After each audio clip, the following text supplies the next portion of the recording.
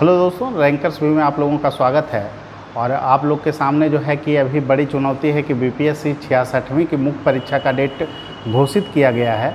और डेट जो है कि आपको एकाएक घोषित किया गया है कोरोना काल के बाद। और बहुत सारे लोगों का यह प्रश्न है कि सर इतने कम समय में हम कैसे तैयारी करें। देखिए, सबसे बड़ा मुद्दा ये है कि ये जो डेट है ये सबों के लिए है। जितने भी प्रतियोगी हैं सभी के साथ ये समस्या है। तो सफल वही लोग होंगे जो अच्छे ढंग से अपनी तैयारी की रणनीति को बनाएंगे।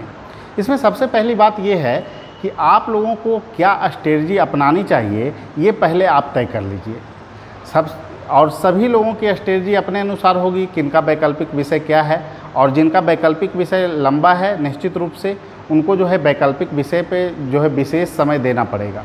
जैसे हिस्ट्री है, क्योंकि हिस्ट्री का जो क्वेश्चन है वो बार बार बीपीएससी के द्वारा घुमाया जा रहा है और बहुत डायनेमिक ढंग से प्रश्न को किया जा रहा है। तो उनको अधिक प्रश्न करने होंगे बनिस्पत की एलएसडब्ल्यू और अन्य विषय की तुलना में। तो इसीलिए हम कह रहे हैं कि आप लोगों को निश्चित रूप से तैयारी की रणनीति को जो है कि पहले आप लोग बना लें कि कैसे किस रूपरेखा में हम तैयारी करें। और फिक्स टारगेट क्वेश्चन को आप प्राथमिकता दे सकते हैं जीएस में। खास करके जीएस में देखिएगा तो आपको जो है कि फिक्स जगह से क्वेश्चन आते हैं। हिस्ट्री में, पॉलिटी खंड में भी ज़्यादा प्रयोग नहीं होता है। तो यहाँ पे आप अच्छे ढंग से जो है कि शॉर्ट क्वेश्चन आप तैयार कर सकते हैं। सेलेक्टिव टॉपिक को भी आप पढ़ सकते हैं। और सबसे पहला काम आपको अब से ये करना है कि जैसे इकोनॉमिक्स में जो आंकड़े हैं, कृषि क्षेत्र के जो आंकड़े हैं, या फिर आपको कृषि क्षेत्र के अलावा बिहार में जो है कि आपको उद्योग का जो आंकड़ा है उसको एक जगह आप लोग जो है कि लिख लें।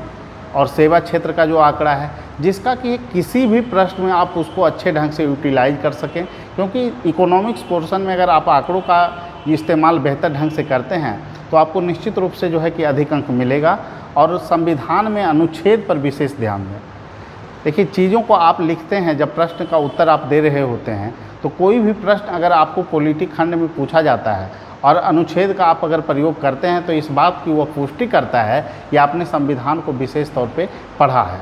तो इसलिए संविधान का जो सवाल है या पॉलिटी खंड से जो जुड़े सवाल आ रहे हैं उसमें अनुच्छेद का प्रयोग आप लोग निश्चित रूप से करें, वह अच्छा माना जाता है।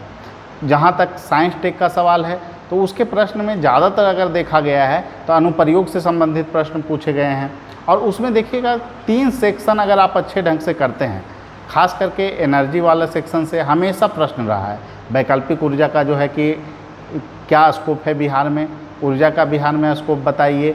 या फिर आपको जो है कि परमाणु ऊर्जा के साथ क्या क्या चुनौतियां और समस्याएं हैं, और नवीकरणीय ऊर्जा की दिशा में देश क्या क्या कदम उठा रहा है। तो इन सभी चीज़ों को, प्रश्नों को आपको अच्छे ढंग से करना होगा। इसके अलावा आप जो है कि कचरा प्रबंधन, प्रदूषण को भी अच्छे ढंग से कर लीजिए। जैव प्रौद्योगिकी को आप लोग अच्छे ढंग से कर लीजिए। खास करके इसमें कृषि के क्षेत्र में क्या योगदान है, चिकित्सा के क्षेत्र में क्या योगदान है इसका, जैव प्रौद्योगिकी का।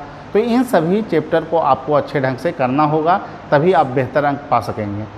और रही बात करेंट की, तो करेंट का दायरा बहुत व्यापक हो चुका है।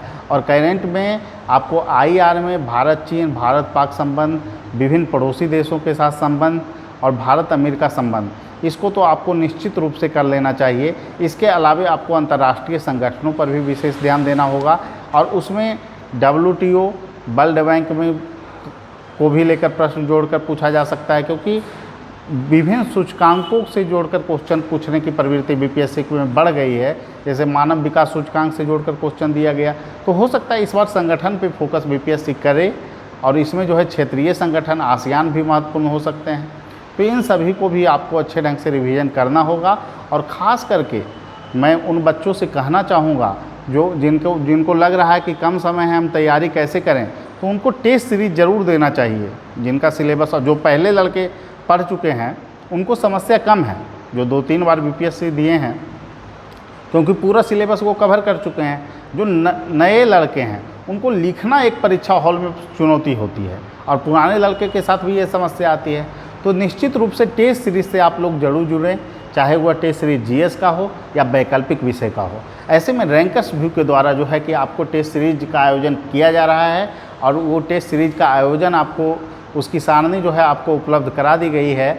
और यूट्यूब चैनल पे भी यह आपको जो है कि दिखा दिया जाएगा कि कब कब जीएस का और वैकल्पिक विषय का टेस्ट लिया जाएगा। और जो लोग इच्छुक हैं टेस्ट सीरीज देने के लिए, जैसे 65वीं बीपीएससी में कोरोना काल के दौरान हम लोगों ने टेस्ट सीरीज चलाया था, उसमें से लगभग 60% लोग सफलता पाए हैं। यह साबित करता है कि गुणवत्तापूर्ण टेस्ट आपको सफल बना सकती है। और इसके लिए आपको फ़ोन करना होगा हमारे फ़ोन नंबर पे।